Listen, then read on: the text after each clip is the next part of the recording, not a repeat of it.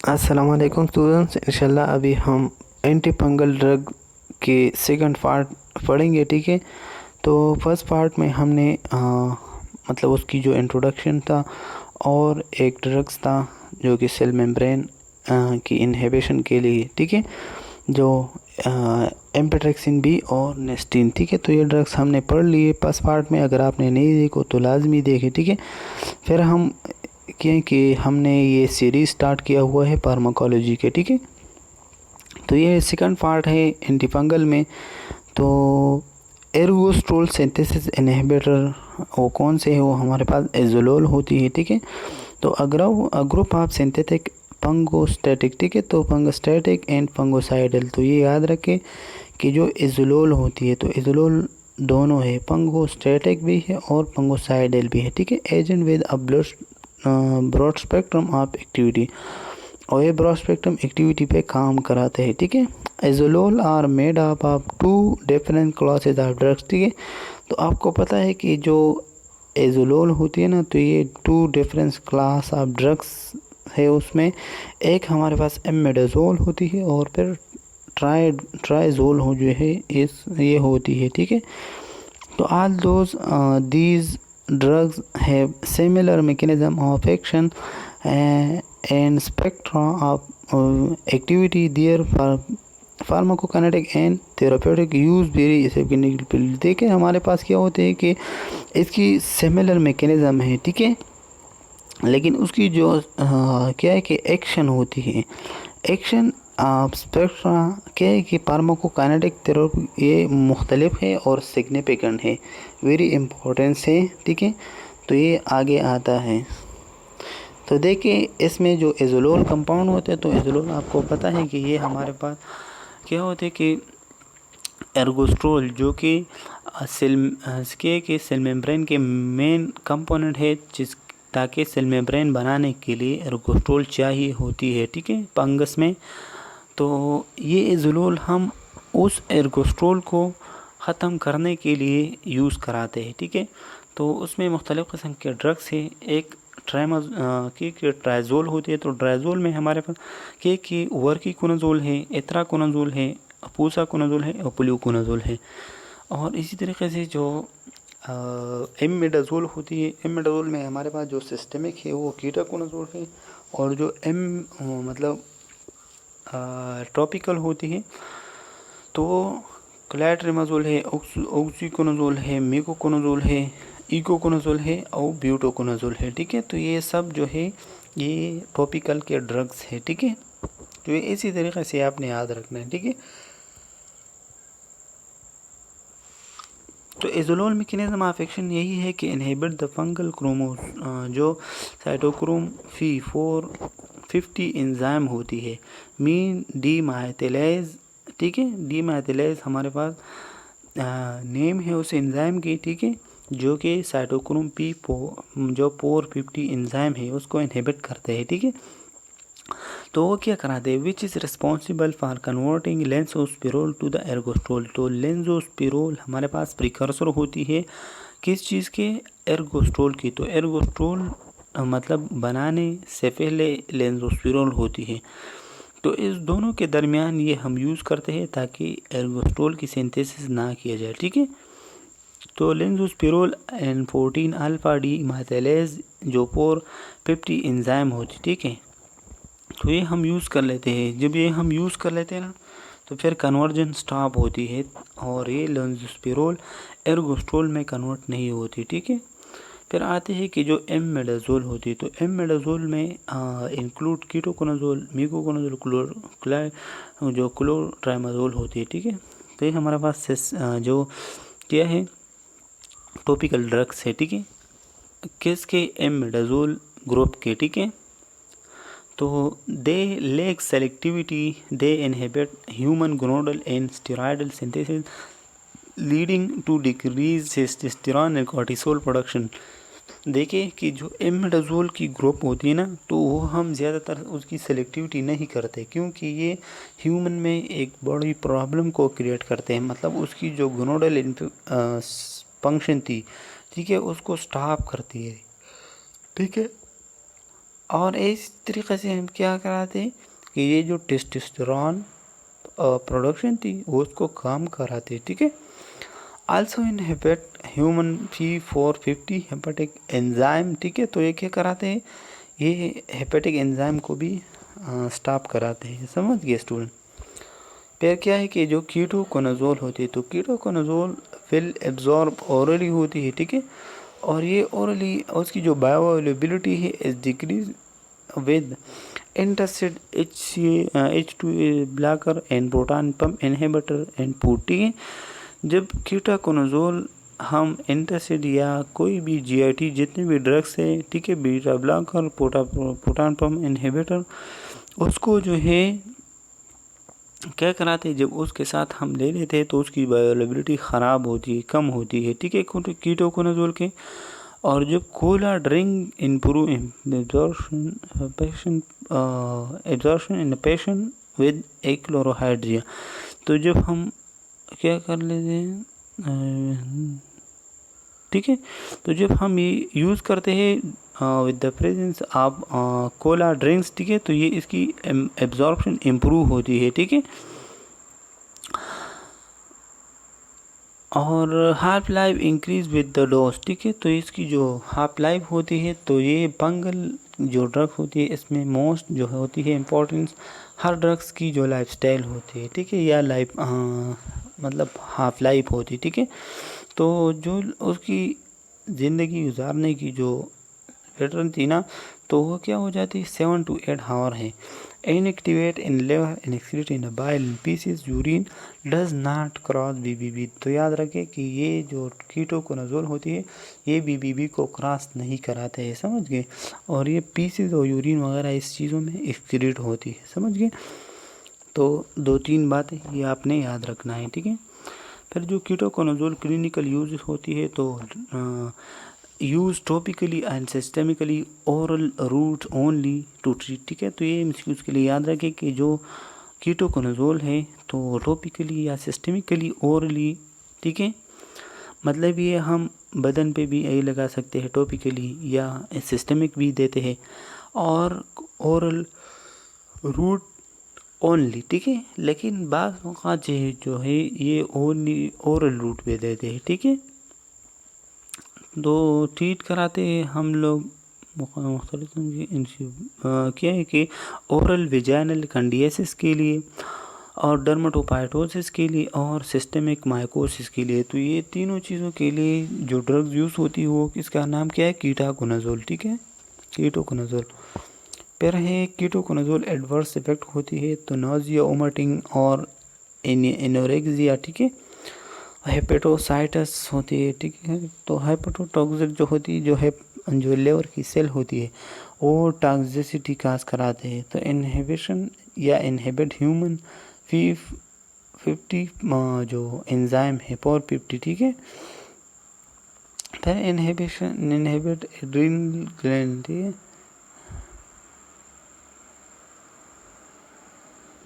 ठीक है।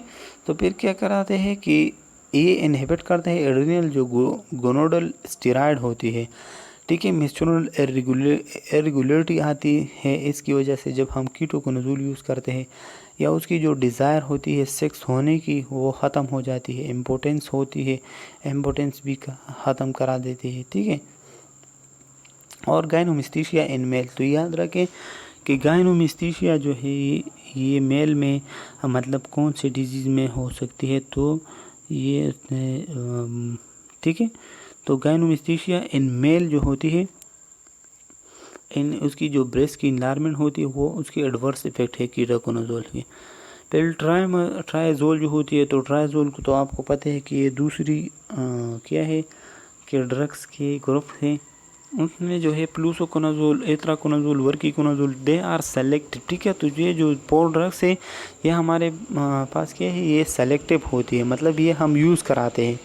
ये इतना जो पहला वाला थे, ठीक है, एमेडाजोल, तो वो मतलब खास कराते हैं उसकी जो गोनोडल मसला था, ठीक है, हार्मोन प्रोडक्शन की या टेस्टोस्टेरोन प्रोडक्शन की उसको ख़राब करा देता है, लेकिन ये चीज़ें नहीं कराते, इसलिए वो सेलेक्टिव है और हम यूज़ करा दे। तो सेटिंग के resistance to degeneration causing less endocrine के डिस्टर्बेंस होती है। तो ये ट्राइजोल जो होती है, ये 3 कंपाउंड जो मतलब फ्लूसाकोनाजोल, एथराकोनाजोल, वर्किकोनाजोल, ठीक है।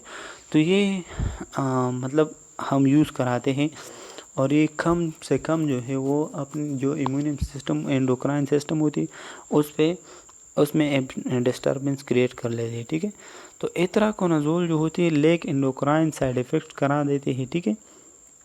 तो ये याद रखें कि इसकी जो एंडोक्राइन होती है तो ये कम से कम जो है एंडोक्राइन को इफेक्ट कराते हैं। फिर ये जो एथराकोनाजोल है ये ब्रॉड स्पेक्ट्रम है, क्या है कि ब्रॉड स्पेक्ट्रम है और ये हम ओरल या आईवी दोनों देते हैं। फूड इंक्रीज एज एब्जॉर्प्शन, ठीक है। तो इसकी जो इंक्रीशन होती है तो ज़्यादा करा देते हैं। Metabolize in liver to active metabolite, ठीक है। तो ये मेटाबोलाइज जो होती है ये, ठीक है। फिर हाईली लिपिड सॉल्युबल है itraconazole will distribute to bone sputum and adipose tissue, ठीक है। तो ये हाईली जो है सॉल्युबल है लिपिड में और बोन वगैरह ये चीज़ों में जो है वो चले जाते हैं, ठीक है। और ये बीबीबी को क्रॉस नहीं कराते हैं, समझिए एथराकोनाजोल। फिर एथराकोनाजोल की जो हाफ लाइफ होती है ना तो वो 30 से 40 आवर होती है, ठीक है। तो ये चीज़ों पे आपने ज़्यादा से ज़्यादा फोकस करना है, ठीक है।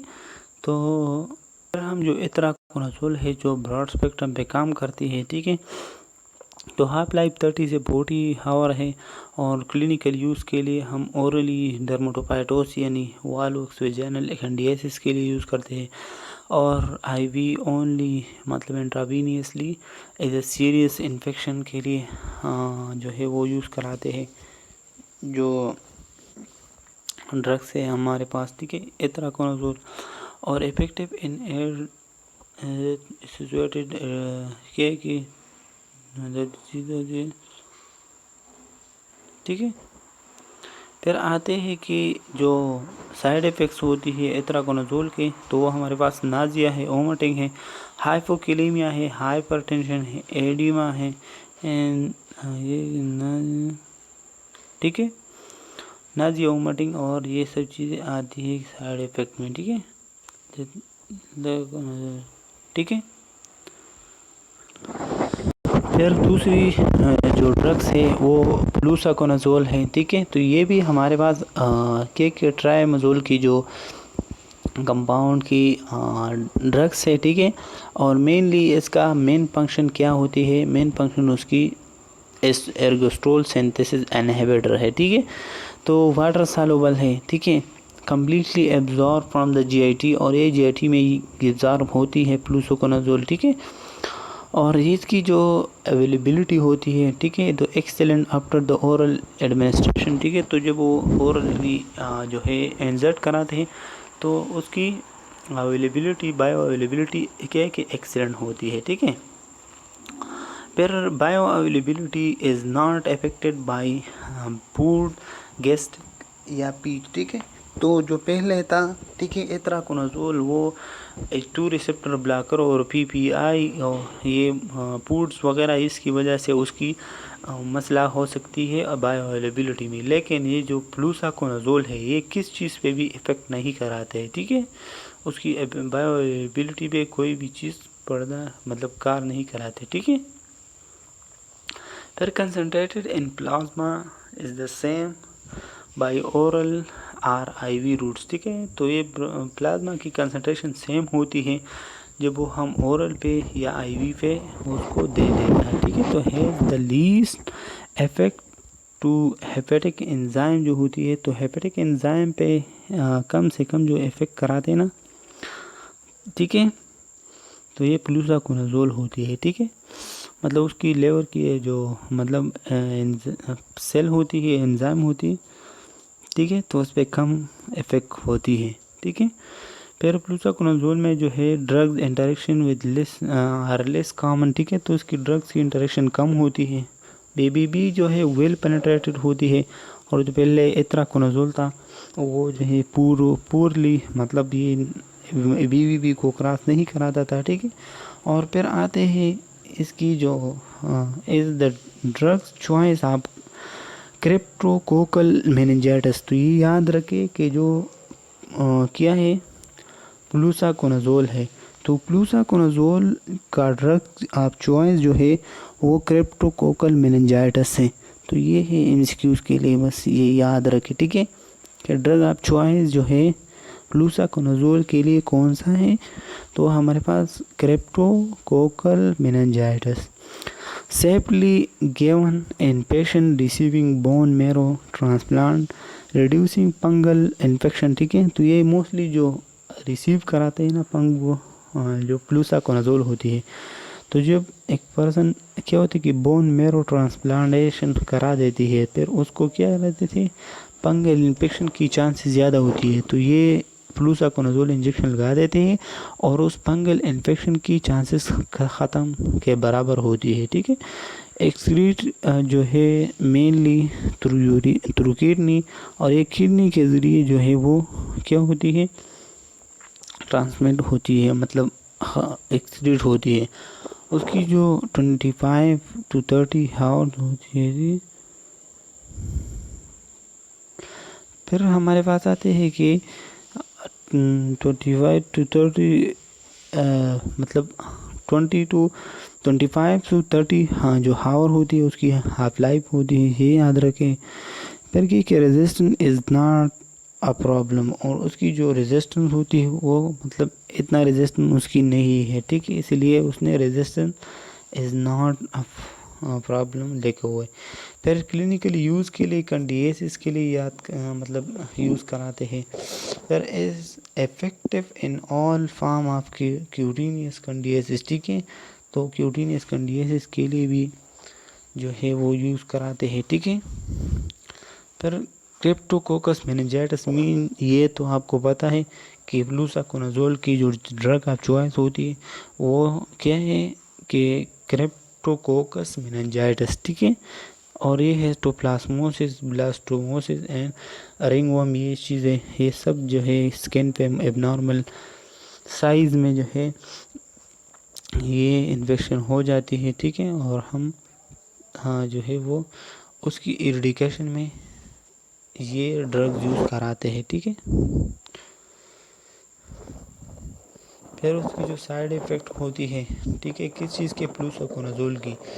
तो nausea, vomiting, headache, skin rashes, diarrhoea, abdominal pain and reversible alopecia, ठीक है।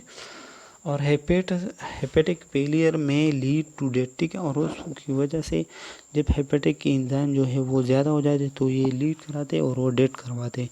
फिर हाईली तेराटोजेनिक इफेक्ट वो इफेक्ट होता है जो कि अदर जो एजोलुल कंपाउंड है ये काम अपना छोड़ करा देते हैं, जो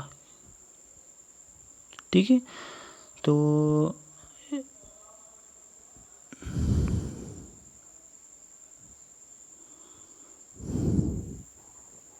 ठीक है, फिर आते हैं कि इसकी जो साइड इफ़ेक्ट्स होती है ना, तो साइड इफ़ेक्ट्स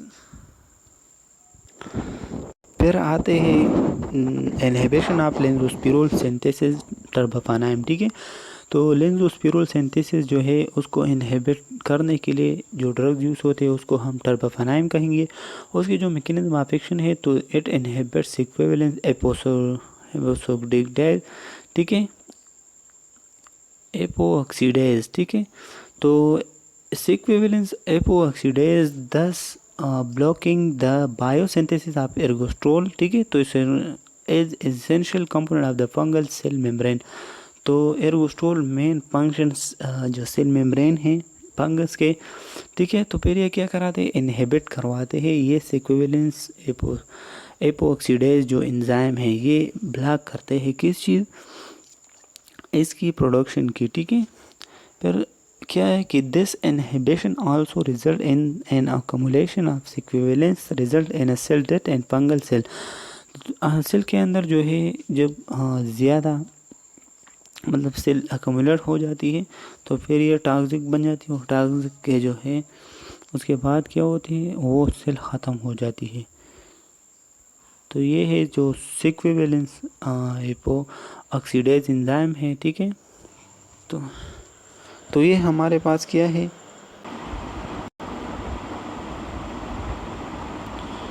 तो ये जो सिक्विवेलेंस होती है ना, तो सिक्विवेलेंस ये हमारे पास स्ट्रक्चरल एंड फंक्शनल क्या है कि कंपोनेंट ऑफ द मेम्ब्रेन होती है फंगल के, ठीक है। तो ये जो सिक्विवेलेंस ऑक्सीडेज एंजाइम है तो ये एलामाइन ग्रुप से है, ठीक है। तो इससे जब एलामाइन ये इस पे एक करा देते हैं तो इससे बना देते हैं लेंजोस्पिरोल, और इसके बाद जब लेंजोस्पिरोल प्रोटीन अल्फा डीमाइलेज एजोलोल जो ड्रग्स है, जब ये एजोलोल पे तो हम ये इनहिबिट करते हैं ना, लेकिन ये जो डीमाइलेज एंजाइम है ये कन्वर्ट करा देते हैं किस चीज़ में, एर्गोस्ट्रोल में। और फिर एर्गोस्ट्रोल जो होती है ये जो मतलब सेल मेम्ब्रेन है ना, तो वे फिर बना देते हैं और स्ट्रेंथन मतलब मजबूत कर देते हैं, ठीक है। तो इस पॉइंट को जो है, इस पॉइंट पे हमने क्या करना है, इनहिबिट करना है किस चीज़ पे, लेंजोस्पिरोल सिंथेसिस इनहिबिटर, और उसकी जो ड्रग्स है तो हमारे पास टर्बफेनाइम है, ठीक है, ठीक है। फिर जो एर्गोस्ट्रोल होती है, फिर एर्गोस्ट्रोल की बनना मतलब मुश्किल होता है। तो टर्बफेनाइम इज़ अ फंगोसाइडल ड्रग्स, तो ये याद रखें इस चीज़ के लिए कि फंगोसाइडल ड्रग जो है वो टर्बफेनाइम फंगोसाइडल ड्रग्स है, ठीक है। It is actually is limited to candidiasis candida albicans and dermatophytes, ठीक है। तो ये टर्बफेनाइम जो होती है तो ये कंडिएसिस मतलब माउथ जो इन्फेक्शन होती है उसके लिए भी यूज़ होती है, और डर्मेटोफाइट जो स्किन की मतलब मुख्तलिफ़ किस्म की ऑन्कोमाइसिस के लिए, या टीनिया केफिसिस के लिए, टीनिया पेडियस के लिए, ठीक है। और इफ़ेक्टिव फॉर ट्रीटमेंट ऑफ ऑन्कोमाइसिस, ठीक है। तो जो नेल का मतलब मसला होता है ना, तो नेल के मसले के लिए जो है ऑन्कोमाइसिस यूज़ करा देते हैं, ठीक है। पर 6 जो क्या है कि 6 week for finger nail infection and 12 week for toe nail infection. अगर टॉय नेल में इन्फेक्शन हो गया हो तो 12 वीक तक ये यूज़ कराना है टर्बफेनाइम। अगर से क्या कि नेल में फिंगर नेल में इन्फेक्शन हुआ हो तो 6 वीक के लिए यूज़ करना है, ठीक है। विल एब्जॉर्ब ओरली, और उसकी जो बायो अवेलेबिलिटी होती है ना, तो फिर ये तो ओरली एब्जॉर्ब होती है, लेकिन उसकी जो बायो अवेलेबिलिटी है due to the first fast metabolism जो है टर्बफेनाइम की कम हो जाती है। मतलब ये जब हम ड्रग्स लेते हैं 25 mg फॉर एग्ज़ाम्पल हमने ली तो फर्स्ट पास मेटाबॉलिज्म में 5 जो mg है वो ज़ाया हो जाती है, क्योंकि एब्जॉर्प्शन होती है और मेटाबॉलिज्म वगैरह ये होती है। तो फिर क्या होता है कि हाँ इसकी बायोअवेलेबिलिटी डिक्रीज़ होती है अकॉर्डिंग टू द फर्स्ट जो फास्ट मेटाबॉलिज्म लेवल है, ठीक है।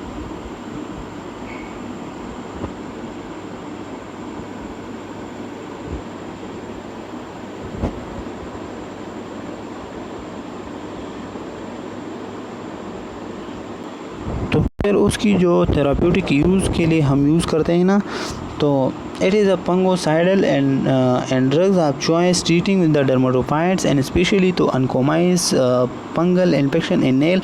तो ये ज़्यादातर फंगोसाइडल ड्रग्स फंगोसाइडल के लिए मतलब फंगस को किल करने के लिए यूज़ करते हैं, ठीक है, जो टर्बफेनाइम था, ठीक है।